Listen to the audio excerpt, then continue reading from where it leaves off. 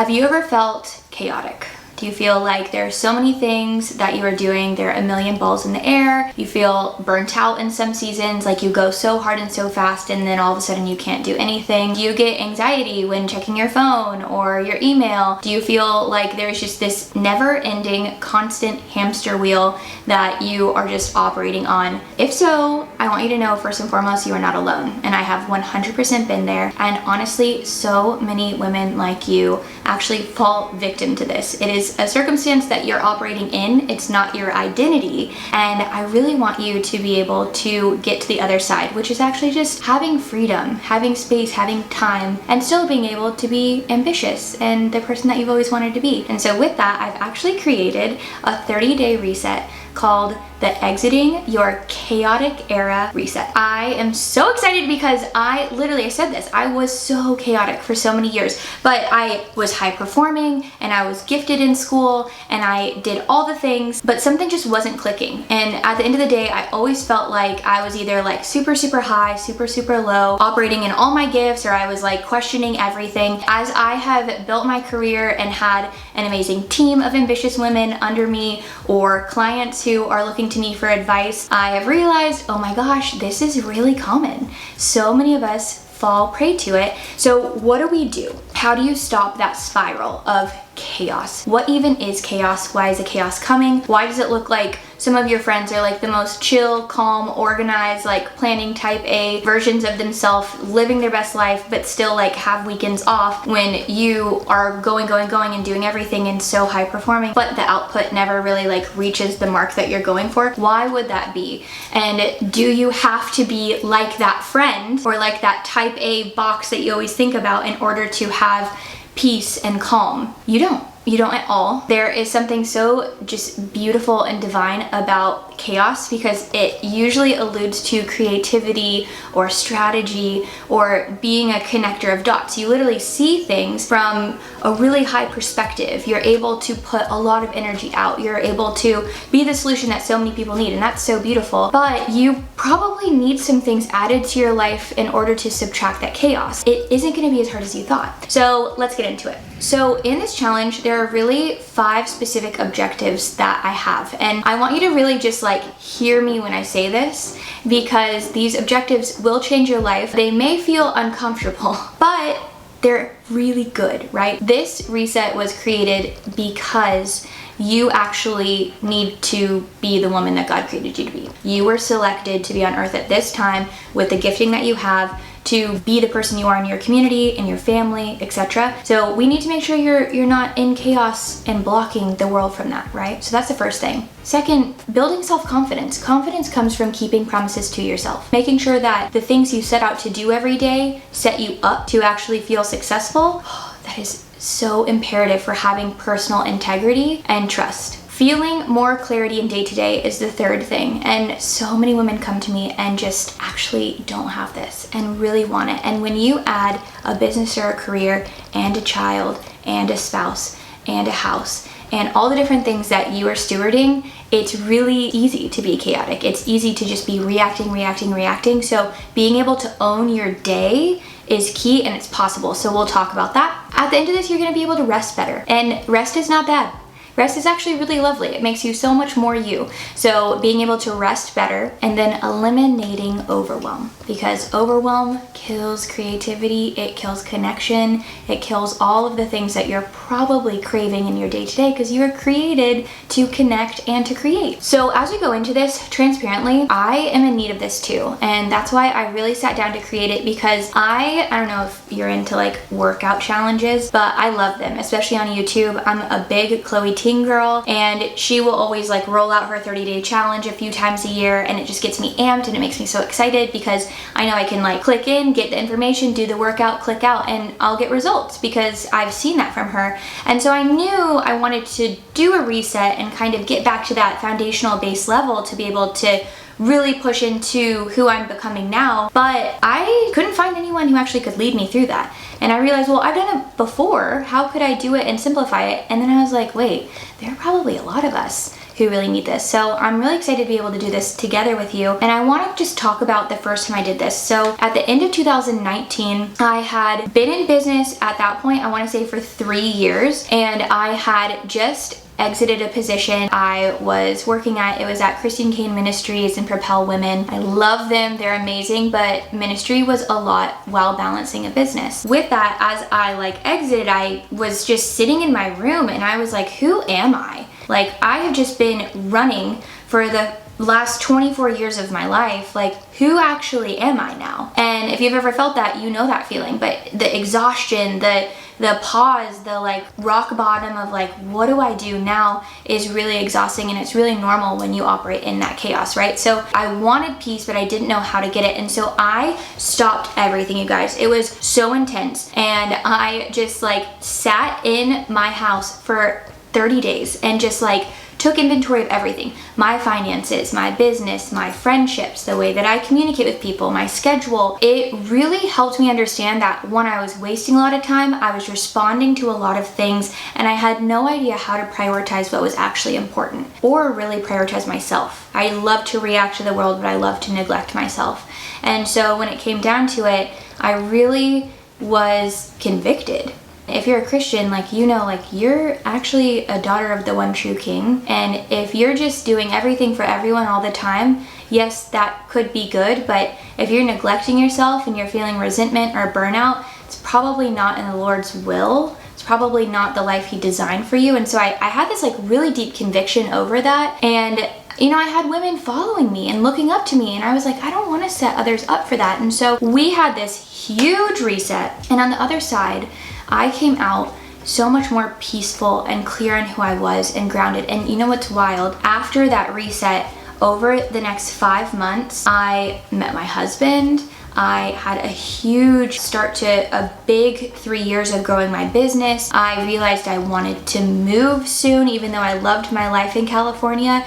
I just started to get a lot of clarity because everything around me quieted down. And so we're not gonna go that intense. I've made this practical, I've made it easy, I've honestly made it fun for you. I'm so excited. But I just want you to know that I've done this before. You've probably felt the way that I felt, or maybe you're feeling today what I'm feeling today, and that's completely and totally okay. There's a way out of it, and there's clarity and an improved life on the other side. I could have never met my husband. I could have never gotten the clarity on business or the different parts of my life without that time of really slowing everything down, getting to stillness and getting to clarity. So you can do the same. I just want you to understand whatever season you're in, it's completely and totally okay to not always be on. You're not always gonna be in spring or summer of your life. As we're doing this together, I just want you to know my objective is not really to gain things, it's to release things, and trust that in the sacrifice of my chaos, that the Lord's going to be able to really show up in the calm. So we're gonna start this with a temperature check. So I'm gonna ask you a few questions. You can grab a piece of paper or a note, a Google Doc, whatever is gonna allow you to really come back to these answers. And I just want you to be honest.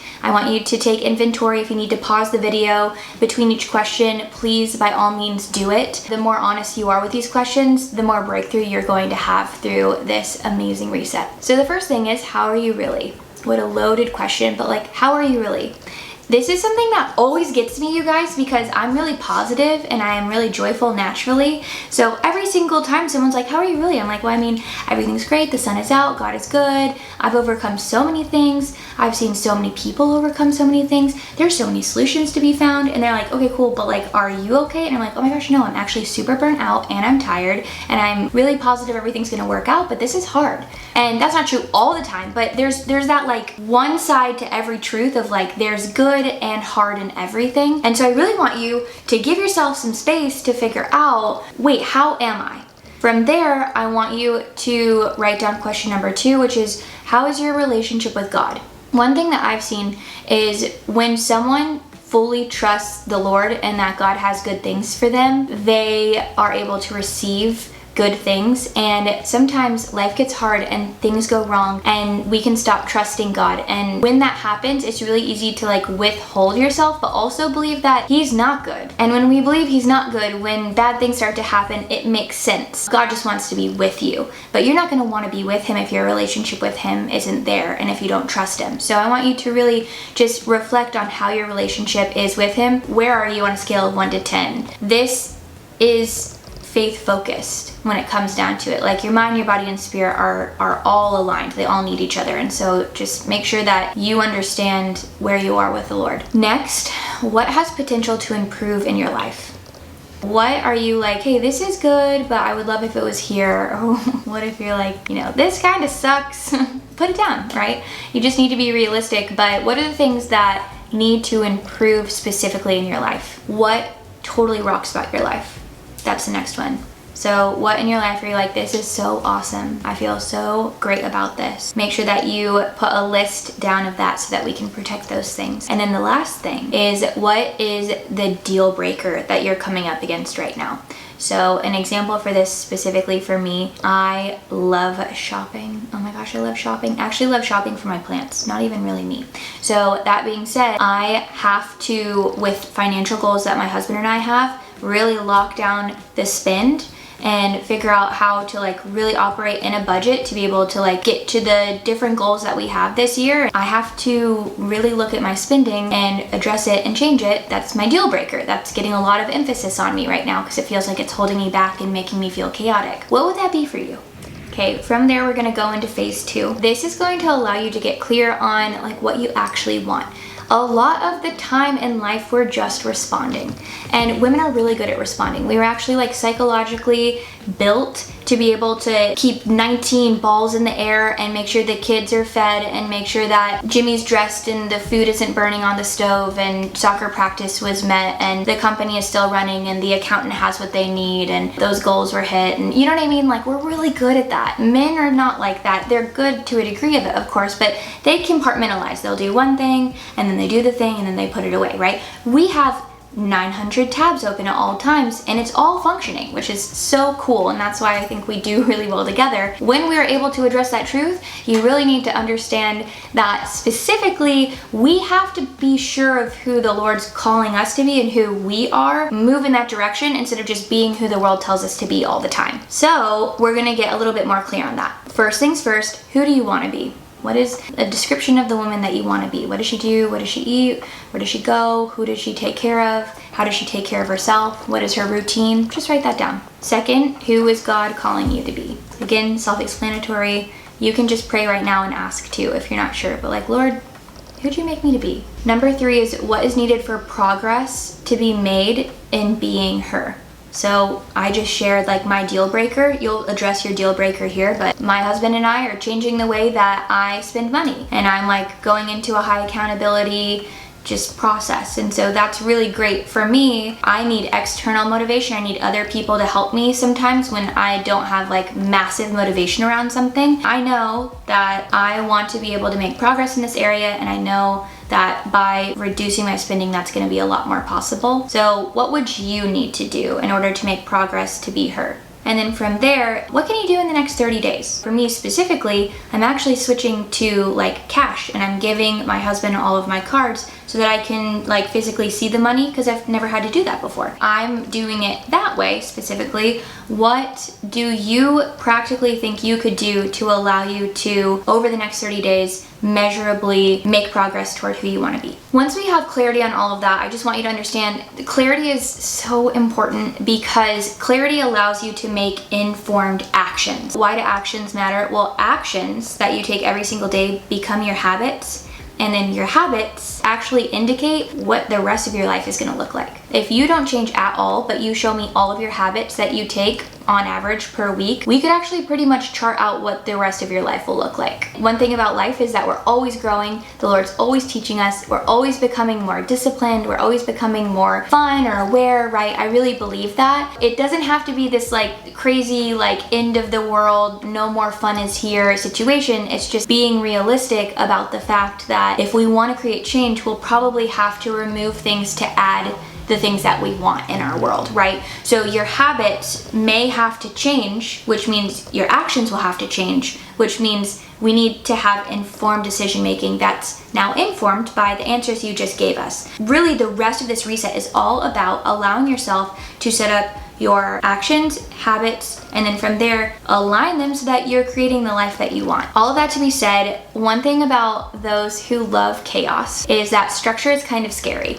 I used to hate structure. I was actually at a conference this week, and it was really funny because one of the speakers was talking about the creative friend and the structured friend, and she was saying, your creative friend, you kind of think that your structured friend is boring. She was describing the structured friend, and she was like, you kind of think your creative friend is like crazy. Everyone's like howling laughing. There are like 1,000 women in this theater, and I was like, oh my gosh, we really do believe that, right? And so if you're watching this and you felt like your life has felt chaotic, you may feel like structure or planning or organizing is boring. And I'm here to tell you that's not true. Structure actually creates space for freedom. And I can tell you this from firsthand because I used to be the girl who totally ran from structure, who did not want to have everything organized because it felt like everything was like caging me in. But realistically, you need structure to have freedom. You are not creating a cage, you are creating a door that you can walk through that then allows you to have the space that you need. It's kind of like building a house, not building a cage. It's like building a place where you can freely enter and exit, a place that you can make your own.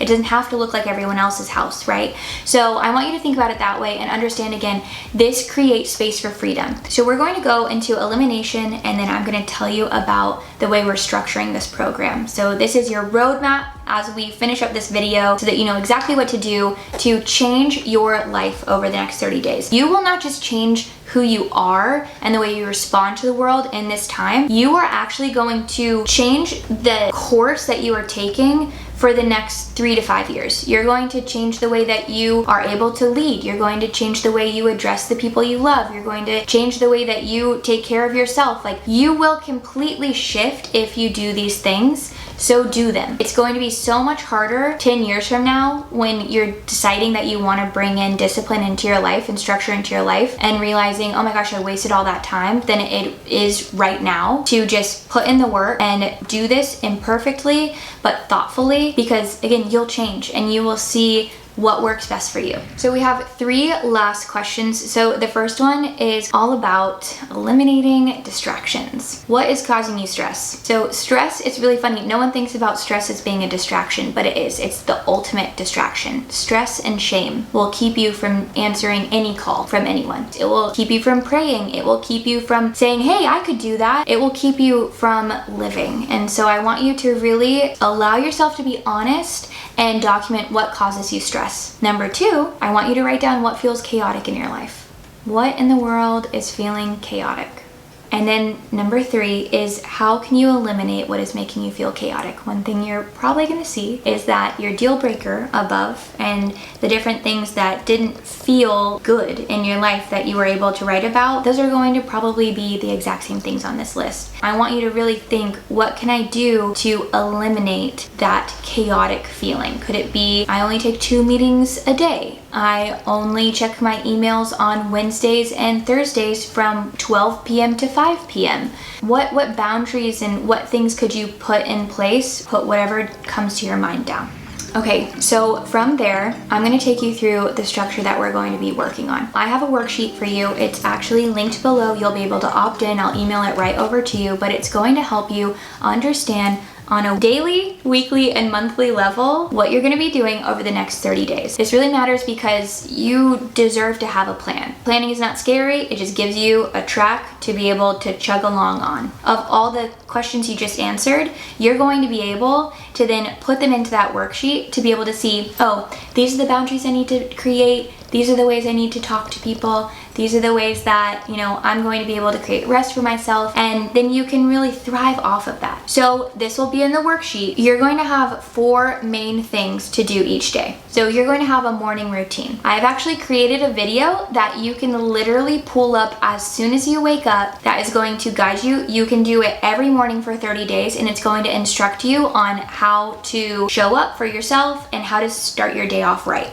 The second thing is going to be movement. I know know, everyone talks about movement and how good it is. I don't want you to go get, you know, a pass to the gym that you've never visited and start to be an Olympic athlete. I don't want that from you. I just want you to go move your body. At least 15 minutes a day. Go for a walk, or hit the treadmill, or do a workout from YouTube you really like. You can go way beyond 15 minutes if you want, but at least 15 minutes a day, allowing yourself to show up and just like clear your mind and move your body. Number 3 is your night routine. So this is another video that I have created for you. You literally can click the link. It will guide you through everything that you need to do, and then you will be able to get ready and get into the bed. Being able to start with an AM routine and just have that consistency over time is so lovely for your psyche. Consistency is so beautiful, and being able to have quiet time that allows you to reflect and get grounded helps you to really break off the chaos at the beginning of the day, because you're taking the start for yourself. You're taking the best for yourself. You're praying, you're allowing yourself to get organized, right? So I really want you to create that habit, and it could be hard, but just click the video and listen, and you did it. It's gonna be the same for PM before, you know, you get into a Netflix binge, or, you know, you get distracted and you're on Pinterest until 1 a.m. on accident, or reading that really great book that you're obsessed with. Just create the space. It is so short, and it's gonna guide you so that you can create that structure without having to use your brain. And then from there, you've won the night, and you're gonna be ready to rest the way that you wanna rest. So that's what we do on a daily basis. On a weekly basis, it starts with the Sunday reset. So your Sunday is going to be an intentional Sabbath. It's going to be about getting yourself ready and letting yourself be poured into, so that the week feels like a downhill experience from there. You will be able to re-reference, make sure you're on track, and then go and do life. That was a life-changing practice for me, you guys. So I really believe that you're going to love it, and I don't want shame to be involved in it. So if you're not able to get everything done in a Sunday reset, that's totally fine. Do what you can, do the best that you can to set yourself up, and you will see massive change, and give yourself some grace as you move through it. Additionally, on Saturdays, have fun.